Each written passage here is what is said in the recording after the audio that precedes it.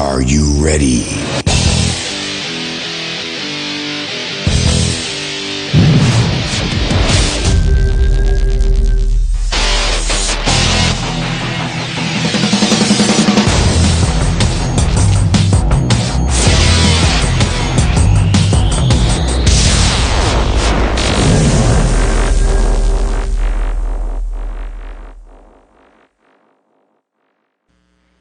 It had been another hard, brutal day at work.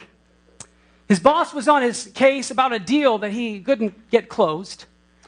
And to compound problems, he had misfiled some paperwork that was going to lead to a delay in him getting his next paycheck. As if he didn't already feel stressed enough, he was now going to have to inform his already stressed out wife that because of the delay in the paycheck, they would not be able to get her car fixed this week. As he pulled into the driveway, the sun was already setting. He'd missed dinner by at least an hour. When he'd phoned home earlier to let her know that he would be late, he could sense the frustration in her voice. He could hear clearly the arguing going on in the background over Legos or Hot Wheels or whatever it was that the boys were into these days. They just somehow couldn't seem to play together without it ending up in some sort of knockdown, drag-out fight. He put the car into park, and he switched off the ignition, but he didn't take the keys out. There was a moment of hesitation. He sat there and breathed deeply and uttered another prayer that he would somehow be able to get through the next couple of hours without blowing a gasket and going to bed angry once again. Press pause. Feel the tension. Sense the weight, the gravity of the moment. The few seconds before you know you're about to walk into a room, a conversation, a situation that has combat written all over it. You don't want to fight. You don't want to go toe-to-toe yet once again. But fighting has become such an everyday part of life that it just happens without even you thinking about it happening. It just happens. And the worst part is that you never win. Well, it's not that you don't sometimes come out on top of the fight or the argument. It's just that as soon as a victor is declared in the fight, the victory is spoiled by the realization of the fact that someone had to lose. And that someone that lost is someone that you love. It's someone that you care about. It's someone that you cherish. But you both can't be winners, can you? Or can you? Last time we were together, we took a look at the biblical blueprint for what makes up the ultimate family. How when every member of the family is playing their part and fits into the equation properly, that it paints this ideal picture of how life and family life ought to operate. It looks like this. Children do what their parents tell them to do. Yes. Husbands love their wives, treat them with honor. Wives submit to their husbands. Fathers lead their children in God's ways of living without stirring up conflict. Now that's the ideal. Like it or not, that's the blueprint, that's the ideal, the biblical model for the ultimate family. You may have noticed as you were processing this, particularly if you're a wife, that it doesn't all seem to work out the way that maybe you would like it to work out. Now, one of the things that you might have noticed is missing is one word, and that's the word if. The word if is missing. You see, the words that we read are God-inspired elaborations of other statements made by Jesus himself. But if we'd been the ones to actually write the equation, to create the blueprint, we would have inserted the word if all over the place. It would have read something more like this. Fathers lead their children in God's ways of living without stirring up conflict if children do what their parents tell them to do. Wives submit to their husbands if husbands love their wives and treat them with honor. See, we like ifs. Ifs make us feel like we have a little bit more control over the situation, right? It gives us an excuse to not do our part if someone else is not doing their part. But if you really think about it thoroughly, completely, if doesn't actually give you more power, if actually takes power away from you. Because essentially, you're giving your control, the control of your circle of influence, to someone else based on their behavior.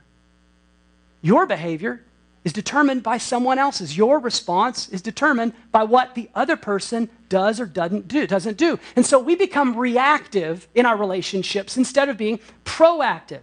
And thereby, we give away control to someone else. We maintain control by making the decision to do what is right, regardless of what the other person does, regardless of their behavior, regardless of the if. Well, we might wish that we could insert if into the equation, into the blueprint, into the flight plan. It seems to work really well for us, but again, as we look at this, there's another component, another element of this blueprint, of this flight plan, that often makes us a bit uneasy. It has a tendency to light a fuse in our culture today, especially as it pertains to the marriage relationship. It's a word that we would choose to erase from the equation, delete, just omit altogether. It's also a word that happens to be of particular interest to those fighting in the world of mixed martial arts. And that word is submit. That's right. Ephesians 5:22 says, "Wives, submit to your own husbands as you do to the Lord." Now, while a mixed martial arts fight can end in a variety of different ways, one of the more common methods of obtaining a victory in the octagon is by putting your opponent into a position that is excruciatingly painful and bad and potentially even life-threatening for them. And then they have no choice but to surrender. We call it tapping out. They tap their fingers to say, "I'm done." That's the white flag. That's the surrender. The failure to tap out in a timely manner when one has been put into a submission hold is often a result in a broken bone, a dislocated limb, or passing out altogether. To be on the winning end of a submission is glory. It indicates dominance and victory. To be the one tapping out is to be the loser, the inferior fighter. And so it only makes sense that as we start processing this whole idea of one spouse submitting to another, we naturally equate it to surrender. We equate submission to inferiority. Is that what Paul, the writer of that text that we're reading from the Bible, is that what he was really getting at? That one person is inferior, less important than the other? It's a bit confusing. Or maybe it isn't. We need to look at it in full context. And we're going to come back and do that in just a few minutes. There's a statement that I heard Pastor Andy Stanley make in a sermon he preached a few years ago regarding families and family conflict. And he made this observation in his message that completely changed my perspective and my view on the way that families interact and how conflict comes about. It's completely changed the way I think about it in the context of my own family. Pastor Andy's observation goes something like this. Every conflict we experience in our family life stems from the fact that someone is not getting something they want.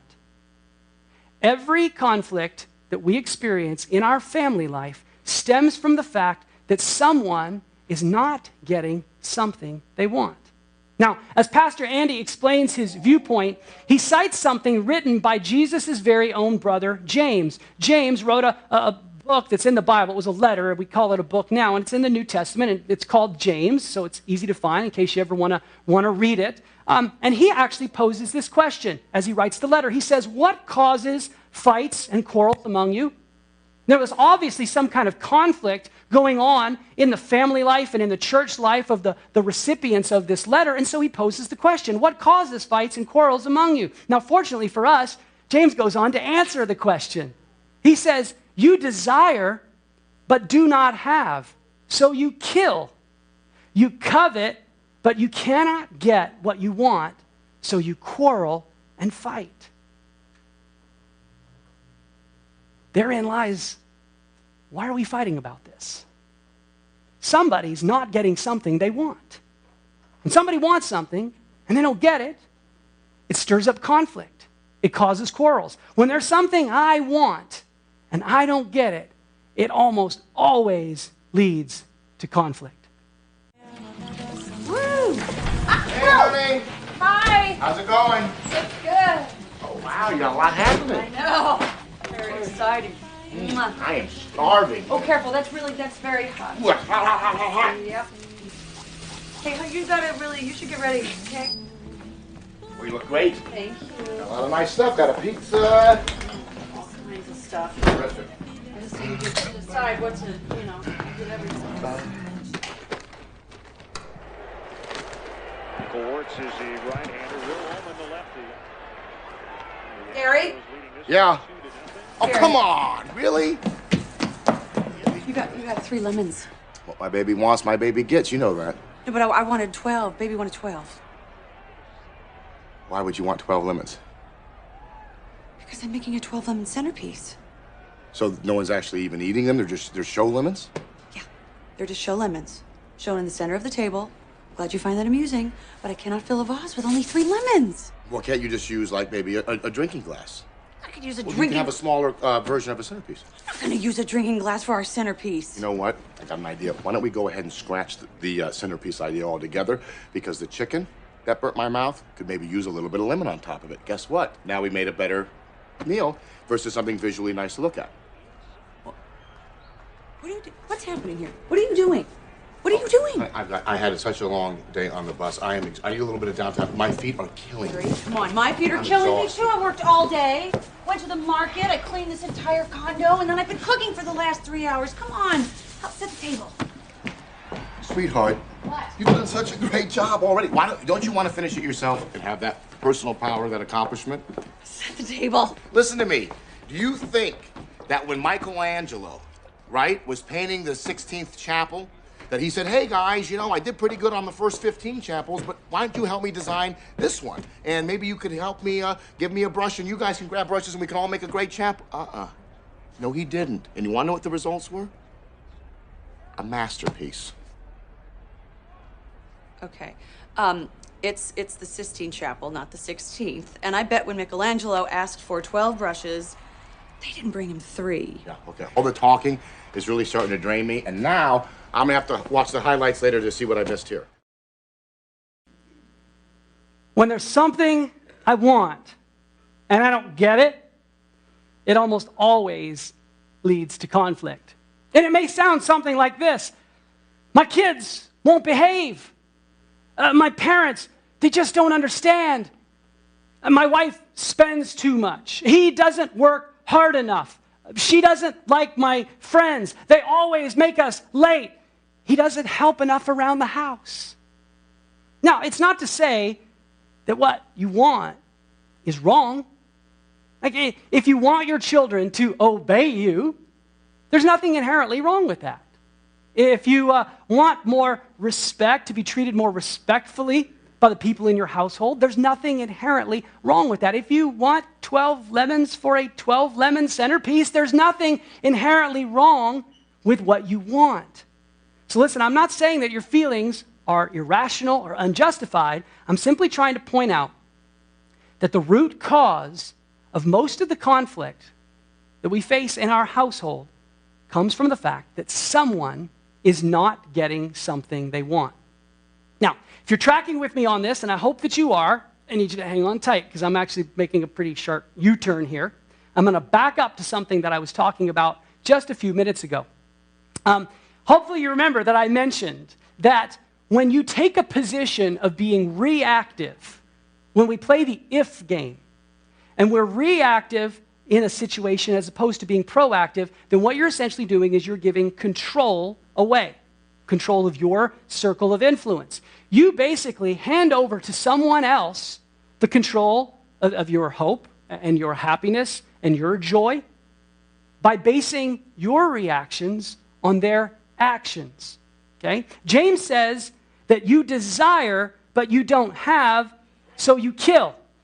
Your reaction to not getting what you want ends up causing you to say things and do things that are counterproductive to having a healthy relationship. They become destructive and not constructive. And so you break down the relationship instead of building it up. And so here's where we need to take another look at this word submission. While we might often find ourselves struggling with the overarching idea of one person submitting to another, it seems like weakness, especially when it comes to one spouse submitting to the other. We need to press pause. We need to rewind and look at what Paul wrote right before he gave wives this instruction to submit to their husbands. This is what Paul wrote in his letter to the church in Ephesus. Submit to one another out of reverence for Christ. Submit to one another out of reverence for Christ. Who's that written to? Is that written to wives? Is that written to husbands? Is it written to mothers or fathers or children? It's written to everybody. Everybody in the household. In fact, at the time that it was written, not only would the immediate family have been in the household, but you probably would have had grandparents, multiple generations. You would have had servants and slaves living in the household. And what Paul is writing here is he's saying, look, if you are a Jesus-following household, all of you need to be submitting to one another out of reverence for Christ. This is a concept that we call mutual submission. Mutual submission. It has nothing to do with authority or decision-making or superiority or inferiority. It has nothing to do with the pecking order in your house. The idea of mutual submission is all about why I do what I do and who I do it for. It's about me saying, I'm here for you. I'm here to leverage who I am, my rights, my gifts, my talents, my abilities, my resources for you.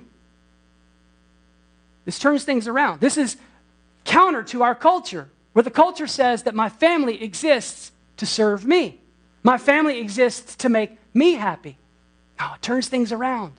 And it says this is about me offering all that I am to you for the benefit of the family. Now, you're a bunch of smart people. I don't need to point this out to you, but I'm going to anyway. You've got to see the logic in this. When every person in the household is looking out for number one first, for their own rights, their own benefits, their own pleasure, their own joy, it is virtually impossible to have constructive conflict because there'll always be a loser in that situation.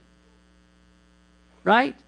When it's every man, woman, and child for themselves, you cannot live in peace and govern conflict in a healthy way. But when everyone in the family puts the family first, when everyone is all in for the family, that's a different story. Mutual submission is rooted in the idea that my family as a whole takes a priority over me as an individual, over the things that I want, over the things that I need, over my personal desires. And that's a really tough one to digest. I have seen families disintegrate. I have seen people destroy relationships, busted marriages, broken homes, kids estranged from their parents because somebody wasn't getting something they wanted, and that person that wasn't getting what they wanted decided that getting what they wanted superseded having a healthy relationship with the other person or the other people. You know, at the time, they didn't see the root being their neglected need. They saw that the problem was the other person. Well, he won't do what he's supposed to do. Well, she won't stop acting that way. They are not right in the way that they're behaving. What they're doing is wrong. We easily deflect what we want onto someone else and someone else's behavior. Mutual submission sends a different message altogether. It says, I am here for you. I'm here for you. You see, the story of Jesus is actually a great reflection of this whole idea of mutual submission and self-sacrifice. Jesus, being God, leveraged who he is, his power, his rights, his authority, to come under the burden of our sin, to die an agonizing death on a cross, to pay a price that we could never pay. And the reason he did it was so that the family could be healthy. See, before Jesus died on the cross, and without that sacrifice on the cross, there is no relationship between Father, God, and children, us. And Jesus said, it is more important for me to take action and to make this sacrifice so that the children can be restored to the Father than it is for me to sit on my throne in heaven and keep being worshiped by the angels. Because that's what Jesus was living like before he came down to earth and lived as a carpenter's kid. He had everything, and yet he leveraged everything that he had, all of his power, all of his rights, all his authority for the benefit of the family. And Jesus did that because the family and the relationships between the family members were more important than his rights and his power.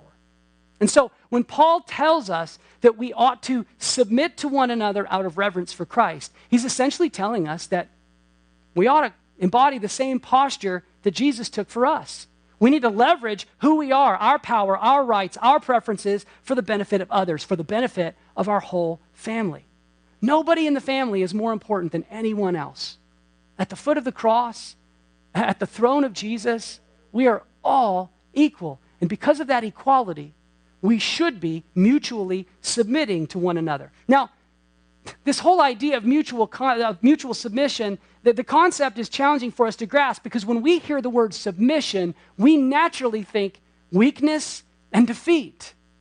That's what comes in our mind. But the truth is, mutual submission is actually a very powerful formula.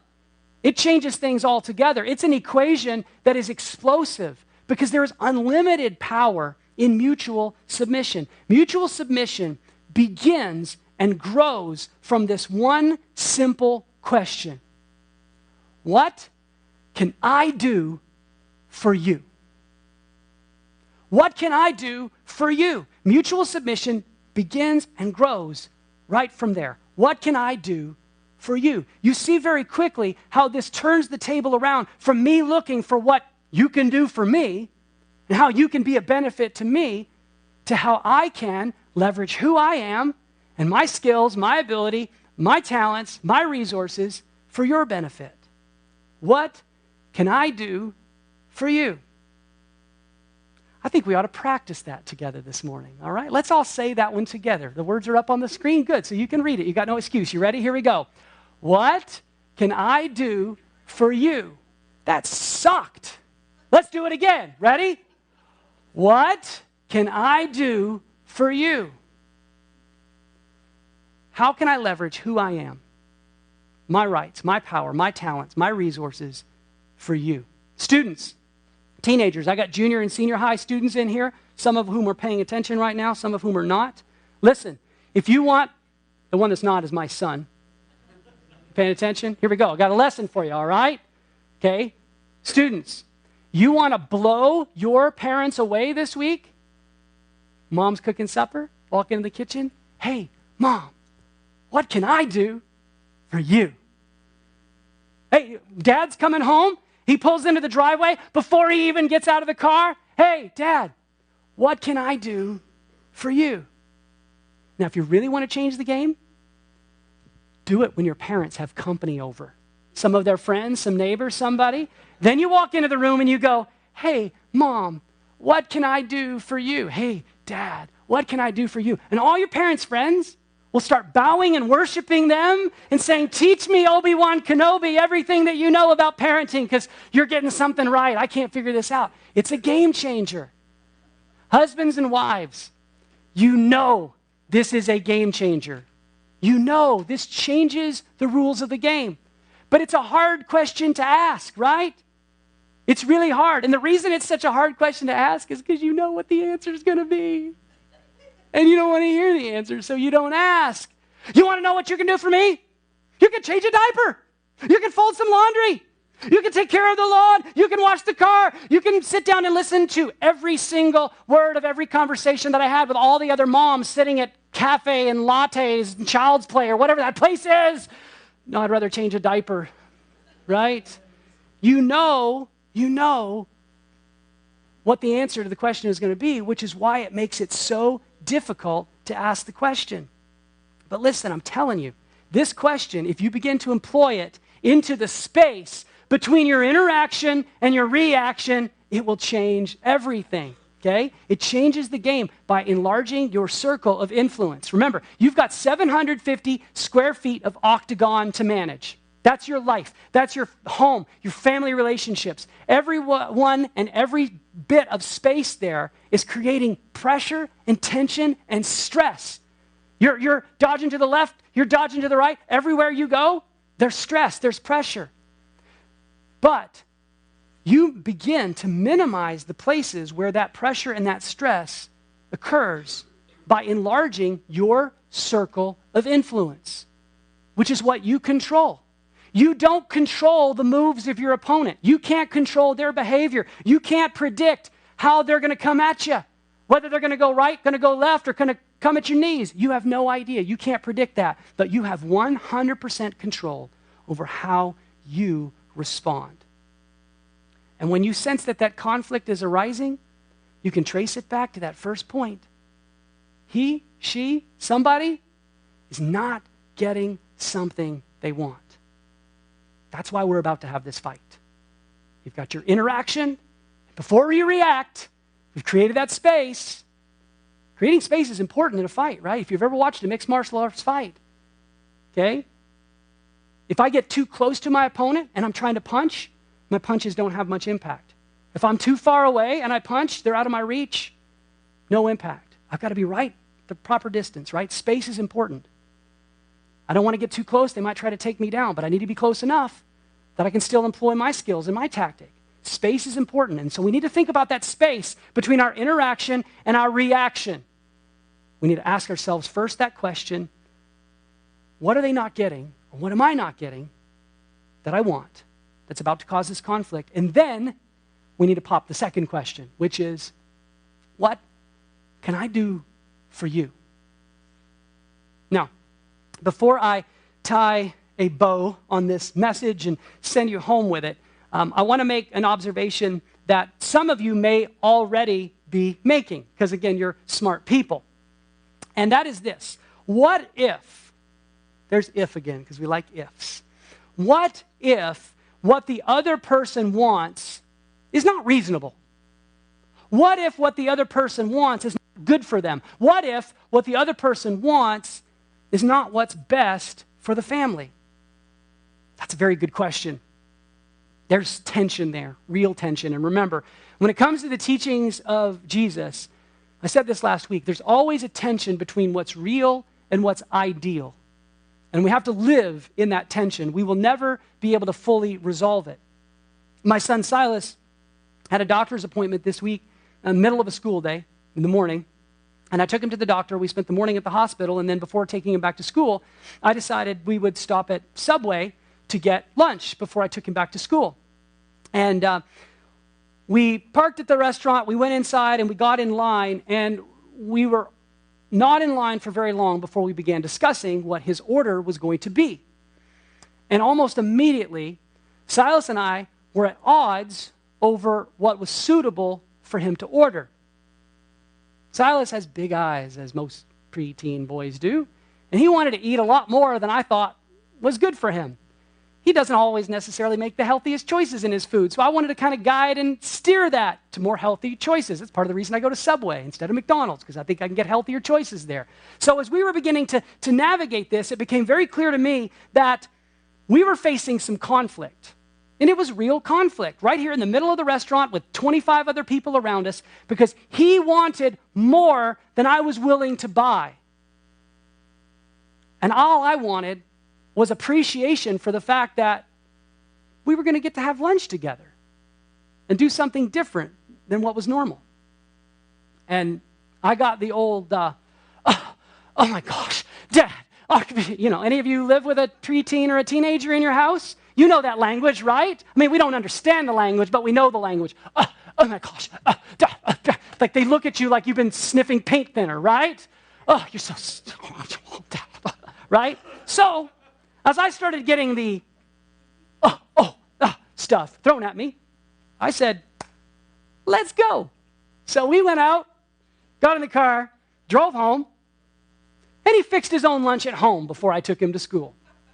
Now, I played back that moment in my head several times over the course of this week, and I've wondered if there was a way that we could have avoided the conflict. How would things have played out if both of us had gone into that situation thinking about the other person first? What if our posture had been, what can I do for you? Would things have changed differently? On one hand, it may sound like I won that scenario because Silas didn't get what he wanted and I didn't have to spend all the money. But honestly, I don't get to have lunch out with my kids during the week very often because they're at school. And I wanted to have lunch with Silas that day. And I didn't have the opportunity to share lunch with him. Well, I could have when we got home. I could have made him make me lunch too. But I was too mad at him to sit down and eat with him, right? So it didn't work out. He didn't win, and I didn't win. It was a lose-lose situation. When it comes to mutual submission, nobody loses. Both parties win. Which answers the question that I posed at the very beginning of this message today. Is it possible for everybody to win? And yes, the answer is most definitely yes. Both parties can win, but both parties have to be motivated by the successful benefit of the family first. When it's all about me, when it's all about myself, when it's all about I, then a win for the family may actually be a lose for me. But if I truly put my family priorities first, then a win for the family is a win for me. Family today has less value than it ever has. It's been redefined, it looks different, and a lot of people treat families as a commodity that they can pick and choose as they go through life. Well, my family's not providing for me the happiness and the joy that I want, so I cash it in. I'll leave this family. Maybe I'll go start another one. This happens all the time. It happens because we fail to see the value in the family. And when we fail to see the value in the family, we don't effectively invest in the family. You don't invest in things that you don't see as a value. But when you see your family as a high value, then you invest there. Now, this isn't the first time that we've talked about submission here at Grasslands. We did a teaching series a couple of years ago called Take Back Your Marriage. And we actually spent quite a bit of time talking about submission in that teaching series, since many of you weren't here for that series, and if you were, you probably don't remember what we talked about. I'm going to just remind you of one of the principal points that we talked about during that series. To submit to someone in your household, whether it be a case where the wife is submitting to the husband or the family is mutually submitting to one another, what you're essentially doing in this act of submission is putting yourself under someone else's mission. Submission, under mission. And therein lies a very critical piece of the blueprint for the ultimate family. Because if you're going to ask me to submit to you or to our family situation here, I better know what I'm submitting to. We better have a pretty clear picture for where we're headed. Those of you ladies that are like single or single again and you're dating a guy or you're looking to date a guy, the words of the Bible tell you that you're going to have to submit to that husband. That means come under his mission.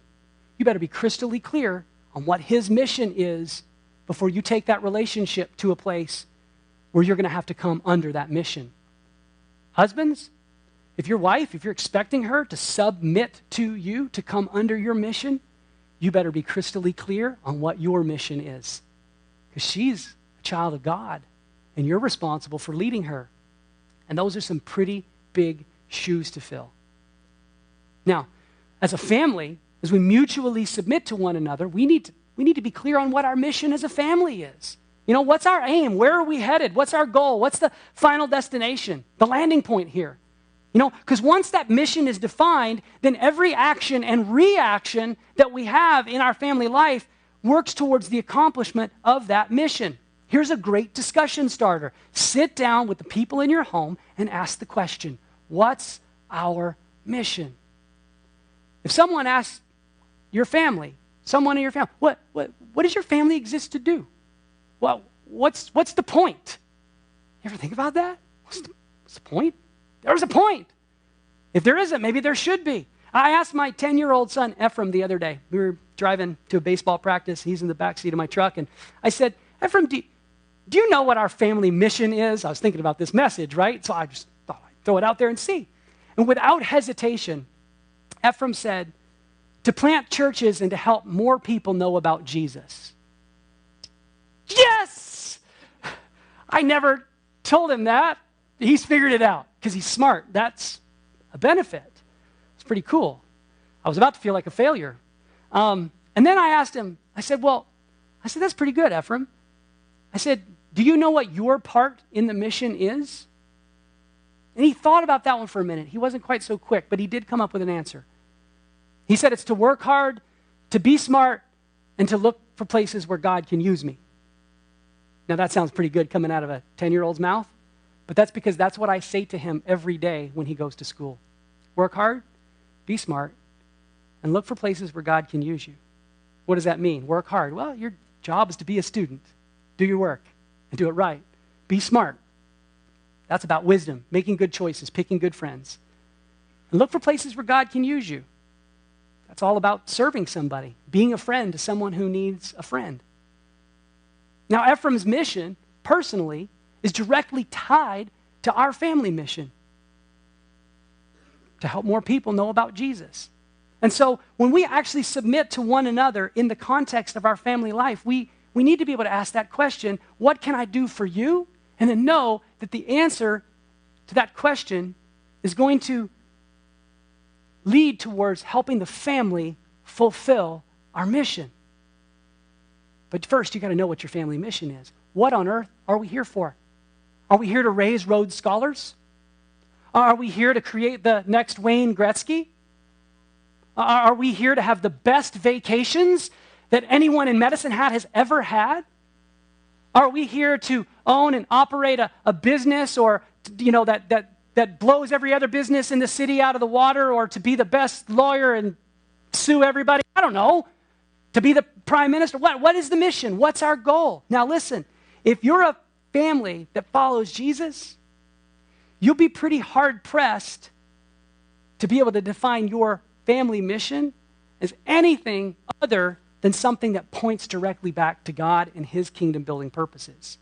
Because if that's the purpose of your life, then it should also be the mission of your family. If you don't follow Jesus, you can define for yourself what you want your mission to be.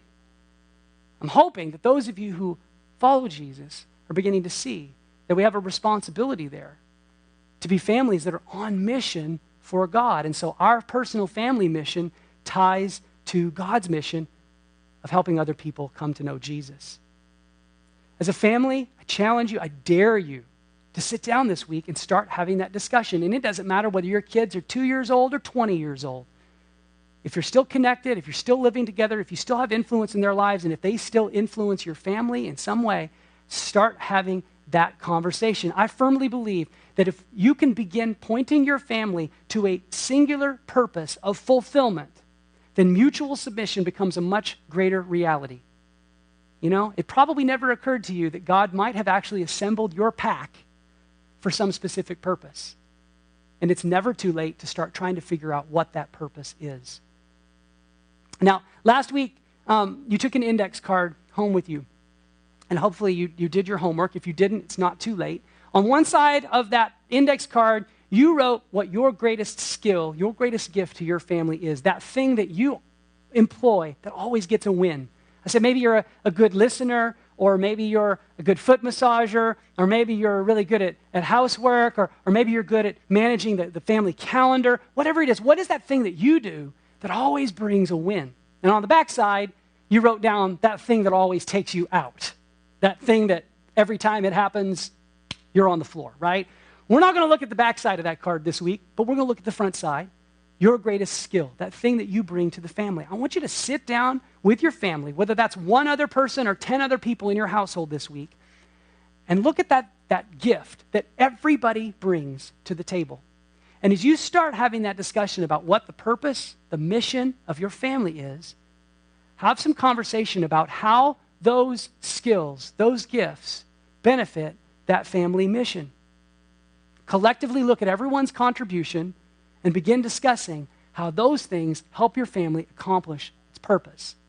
And as you process what it is that your family exists to do and to be here on planet Earth, begin to employ that question that will rise above all other questions in the conversation. What can I do for you?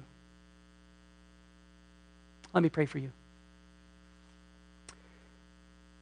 Jesus, we can thank you first and foremost by what you did for us, laying down your life so that we could have a restored relationship with our Creator, the God of the universe. I thank you on behalf of this church family that you have brought us together so that we can learn and we can grow in our walk with you and our relationship with you. For those that are sitting here in this room here today, God, that are struggling through family situations and lots of conflict, I pray that the words that we've looked at today give them some hope and some encouragement. And I pray that by the power of your Spirit, that you would minister healing and growth in those places. And God, I pray that we would find ourselves influencing other families in this city. At the end of the day, we want people to know you the way that we know you. And so I pray that you continue to lift us up as a church as we lift up your name. I pray that you help us to continue to lift one another up as we journey together in our walk with you.